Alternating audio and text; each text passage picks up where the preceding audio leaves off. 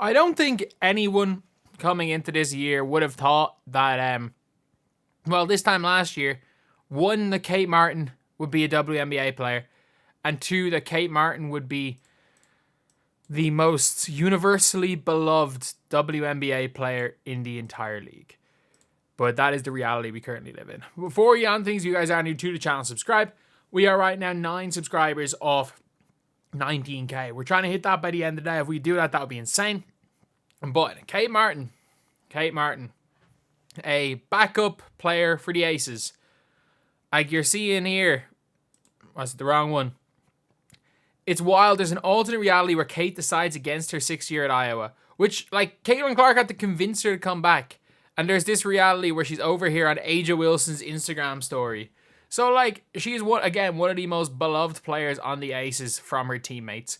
And, like, the reason why they dropped, I genuinely have said this. If Kate Martin didn't go to the Aces, I'm not sure she's in the WNBA. I'm not sure she makes a final roster. But her ability to play with good players, to play within herself, to make the right plays, be smart, it's a type of player that every WNBA team could do with. The problem is I don't know how many of them would actually choose that player. Because I think, again, if she wasn't drafted by the Aces, I think if she was drafted by the Fever, everyone's talking about, the Fever need a player like her. Yeah, they do, but I would be very confident the Fever would cut her. She'd be a much better version of Christy Wallace, but I would be 1,000,000% sure the Fever would have cut her. Or if they didn't cut her, do what they did with Celeste Taylor and sit her on the end of the bench.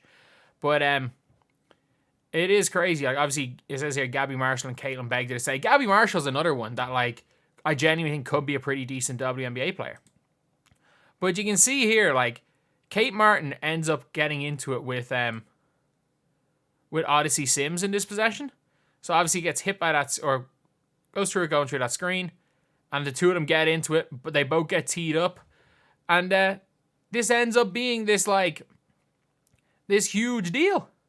It ends up being, by the way, Odyssey Sims is balling right now. But it ends up being, like, almost a meme. Kate Martin gets her first technical foul. People are like, oh, if she was on the Mercury, it would be concerning that she hasn't got one at this stage.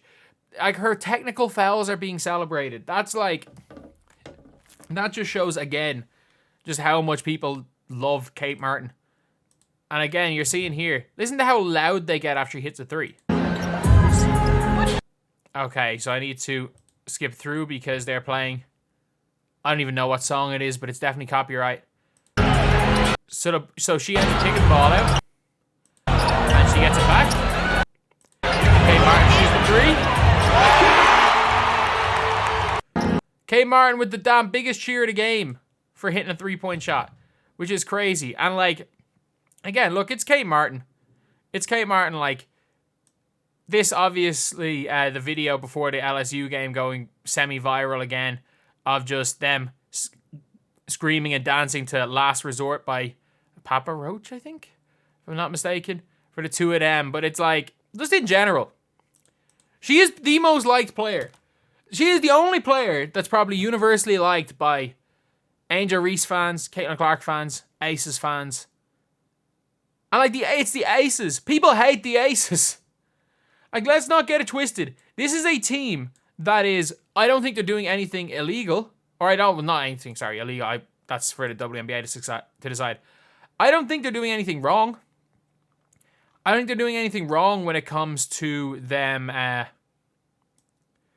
like, with all the endorsement deals, that 100,000 thing. I don't think morally they've done anything wrong, but, like, they've stacked the deck. They've created a super team.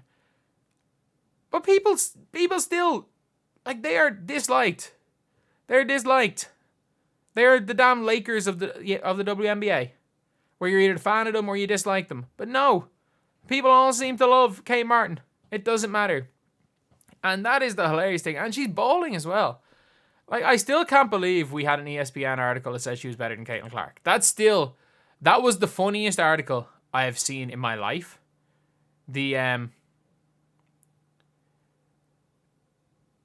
Like, that genuinely seems to be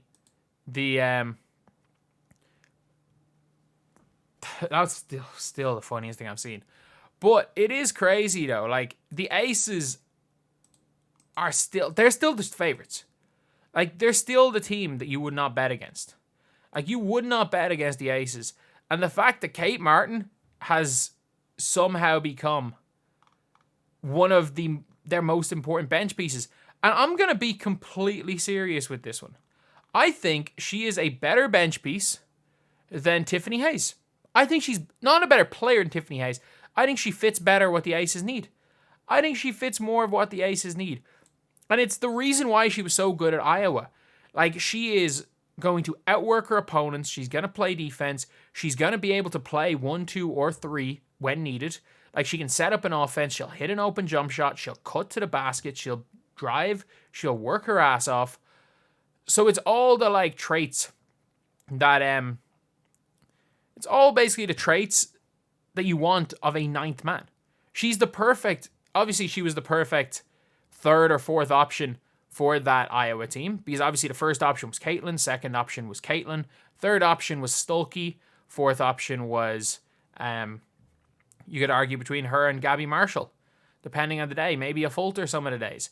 And obviously, yes, I did say Caitlin first and second because she was the number 1 and 2 option on that team.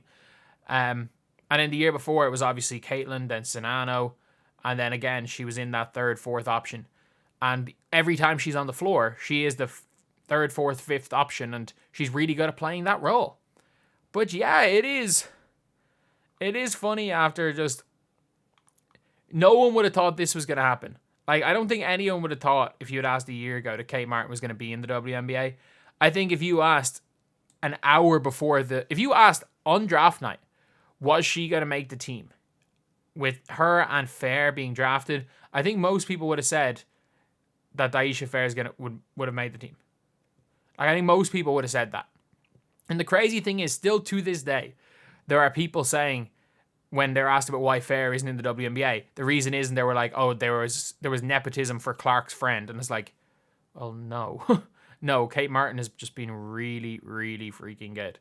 Which is a testament. It's a testament to her. It is a testament to her ability to fit in with some of the best players. She played with the best player in college. Now she's playing with the best player in the world, in A'ja Wilson, and how she can get hers on limited attempts and be a positive, not be a negative to a team, which is something that's really, really important. She's like a much better version of what Christy Wallace is, for example. That's probably the best way. She plays the Christy Wallace role. She just does it way better than Christy Wallace. So anyway, what do you guys think? Are you guys fans of Kate Martin? Why am I asking that question? Everyone's a fan of Kate Martin. I don't think anyone dislikes Kate Martin, and I've never heard anyone say they dislike Kate Martin. I don't think we ever will hear anyone ever say they dislike Kate Martin. But anyway, that's the video. Thank you guys for watching. Please like, comment, and subscribe.